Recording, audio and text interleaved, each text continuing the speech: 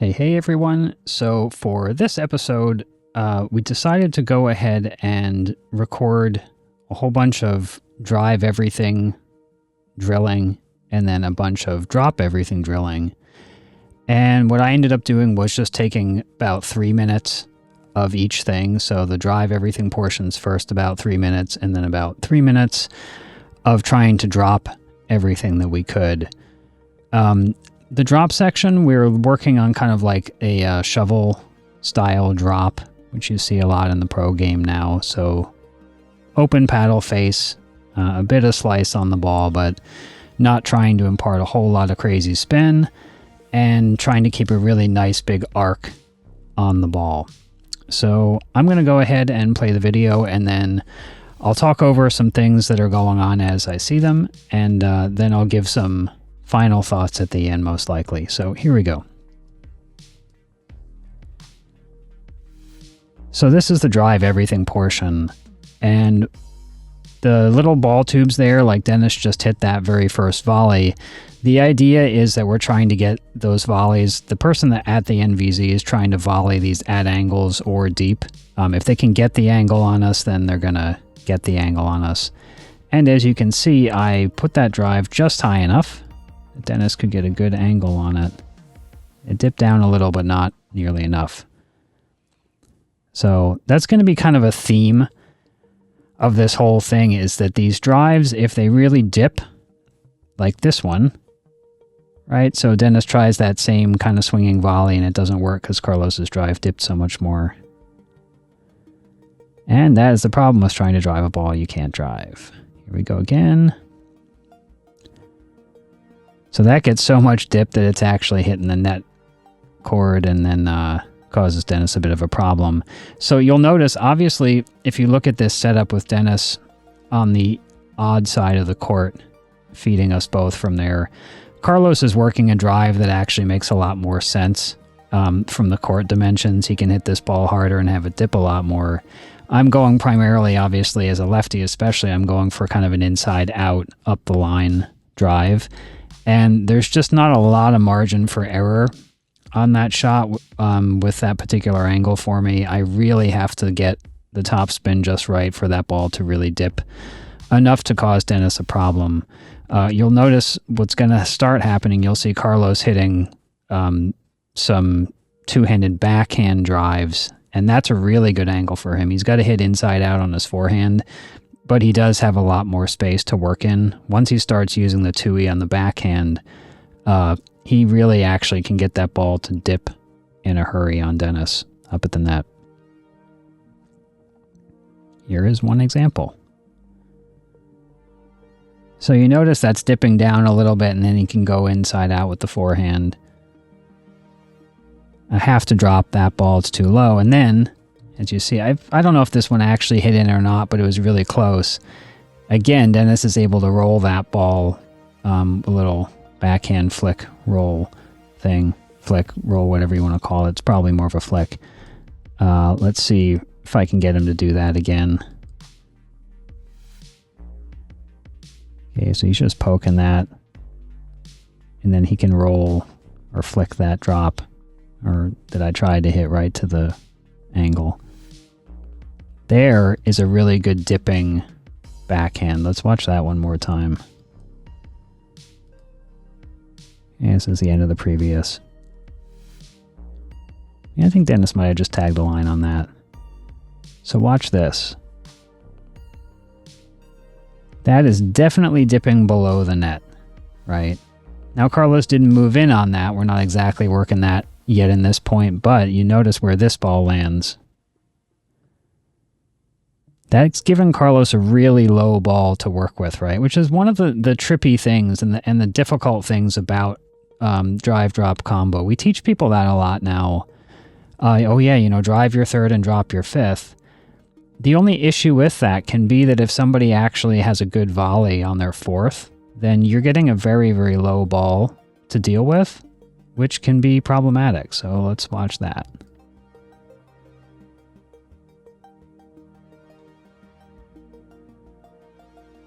Okay, that's a drive in the net. We'll ignore that one.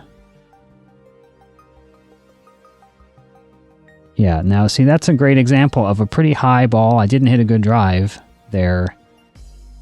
Dennis didn't crush it too bad, but let's see what Carlos does on this next, what should be a drop, I suppose. Yeah, no margin on it. So this is, again, watch this. So I drive this ball in the net. I drive this next one, and this one sits high to Dennis's forehand, right?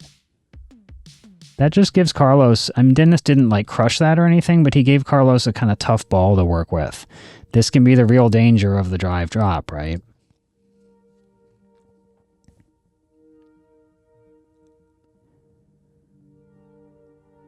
Decent, nice dipping two-y, right? See, that gets below the net this time, right? And that's enough to cause a bit of a problem, right? Dennis mistimes his flick a little bit. Another one. Good dipping below the net. This one's way up. And we'll ignore this particular shot. We didn't know who was taking that ball. Here we go. So I had to kind of like last minute drop that because the feed was so low. It's a better ball, right? This one, again, nobody's getting to that, right? That dipped a little, but it didn't really dip enough, and it wasn't crazy paced enough to really cause a problem. So there's my little weird chip. And then watch where this drive goes. Right? Dennis just rolls up the back of that. He doesn't even have to do anything to it, really, because he just took my pace. Right?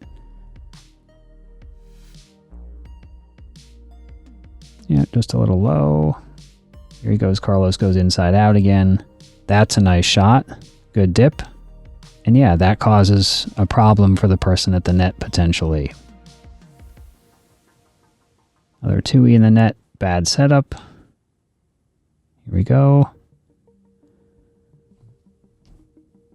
And Dennis happens to hit that one off the court because I hit it fairly hard. But again, if you look where I am, I'm out of the frame right now, right? I'm out of the frame hitting that shot, which means I'm probably 5 feet behind the baseline. Which means, okay, there's my 2E in the net. Watch this again. Like, I'm back way behind the baseline. It feeds super deep. And I still didn't get it to dip all that much, right? Now, granted, on all of these, Dennis is just camped out up there at the net. So would that really be the situation? Not so much, right? The real situation is he's having to actually move up to the net while this is all going on. So these volleys would be a little bit harder for him than they are right now. But you get the point. There's not a lot of leeway on these drives. It's pretty easy to hit a bad one.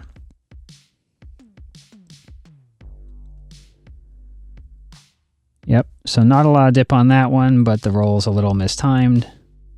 Next one. Super low ball, right? So this is another deal where this is an example where Carlos gets a ball that's kind of low, but since we were working on driving everything, right? Watch where this ball is that he's got to try to drive. Okay. Not this one, it'll be the next one coming. This one. So that ball goes sky high, and if Dennis hadn't stopped this, I'm pretty sure that ball's going out, right? Again, super low ball, hard to get in on that in time, and it's hard to actually hit a decent drive off of it. And that thing still bounces twice before Carlos hits a really nice drive right down the middle. Here we go again. That's good dip again. So this fourth gets popped up. So in a real situation, if somebody had crashed on this, if I'd crashed in as Carlos was hitting that drive, that ball goes sky high, right? I'm going to watch that whole thing again because that was kind of nice. Carlos actually kind of took his own, called his own audible on that, right? So here's his nice little drive over the middle. And here we go again. So 2 backhands in a row. Good dipping 2E the first time, pop up, he moves in on it. And that one is just like, yeah, laced at the chest. Good shot. Now this is we've switched over to the point where we're going to be hitting these shovel type drops instead of driving everything. Here we go. And here we go.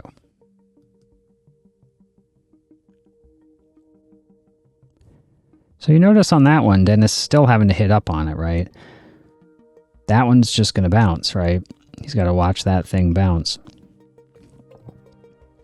And that's a good one too. Like you notice I'm hitting that from 5 feet behind the line, right?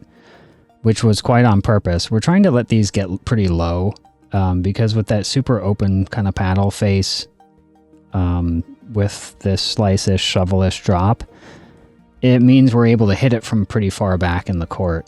If somebody pushed us way back on a serve return, for instance. Here I am, 5 feet behind the line. So Carlos is kind of on the line on this one. Really nice trajectory on that one. Yeah, I'm backed way up here. And yeah, I'm able to get that thing to bounce. Same thing here. Yep.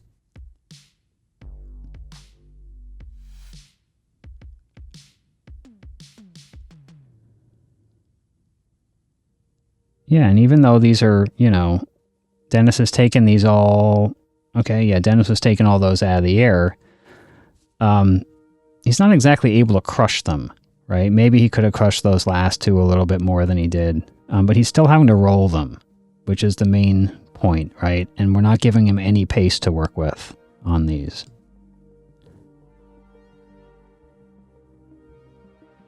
I'll edit all this talking out. Here we go again. I'm going to edit that one out too. Actually, that was a great shot. But that's all right.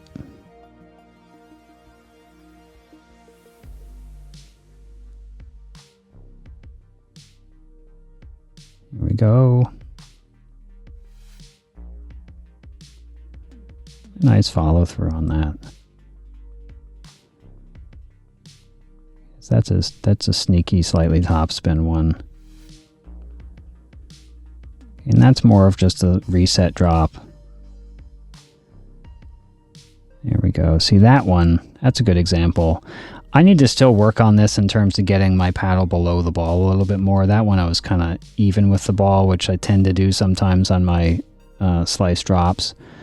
But that's okay. Nonetheless, we'll watch this a little bit again. Yeah, just a nice reset, drop. There we go. Yeah. See, Dennis is having to take that out of the air, but he's reaching down far on it. Would have gotten attacked on that ball. We're going to try to move in a little bit on these now. Yep. And we'll ignore my crappy reset into the net.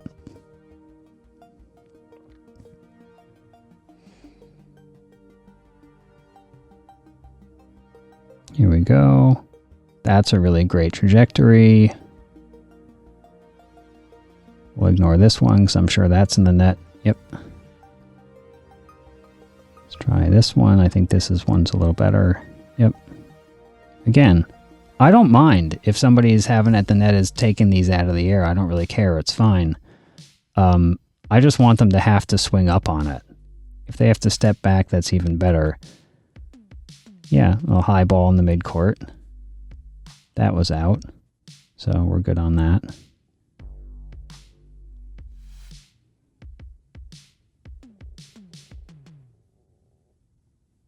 Nice drop. Good example. So Carlos has a little more slice on that one, obviously, because it's a backhand that he's working with. But watch where this bounces. He's aiming right in the middle of the court, pretty much. Okay, so he put that right in front of Dennis. And sneaky off the bounce. You watch what happened on that. Watch where this ball lands and then what it does when it hits the ground. You know, it's just sitting there. It's sitting there 3-4 inches below the net tape. And that's a tricky ball to deal with. Here's another great one.